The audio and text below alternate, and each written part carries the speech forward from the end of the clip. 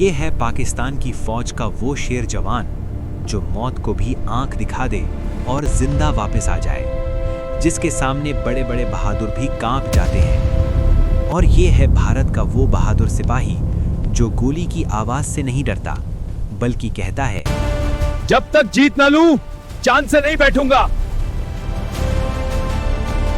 पाकिस्तानी कहते हैं, हमारी फौज सबसे ताकतवर है, और इंडियन कहते हैं, हमारी फौज पूरी दुनिया में नंबर 1 है। चलो आज रेस हो जाए, देखते हैं कौन जीतेगा। जो जीतेगा वही बहादुर शेर जवान कहलाएगा। ठीक है, देखते हैं।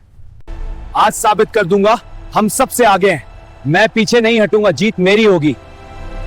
दौड़ शुरू होती है। दोनों जवान अपनी पूरी जान लगा देते हैं।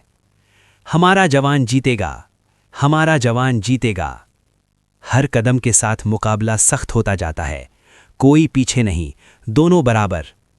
दोनों पूरी ताकत लगा देते हैं और दोनों एक साथ फिनिश लाइन पर पहुंच जाते हैं। ये कैसे हो सकता है?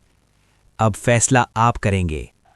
अगर आप पाकिस्तानी फौज को जितवाना चाहते हैं तो चैनल को सब्सक्राइब करें और वीडियो पर कमेंट करें। और अगर आप इंडियन आर्मी को जितवाना चाहते हैं तो वीडियो को लाइक करें।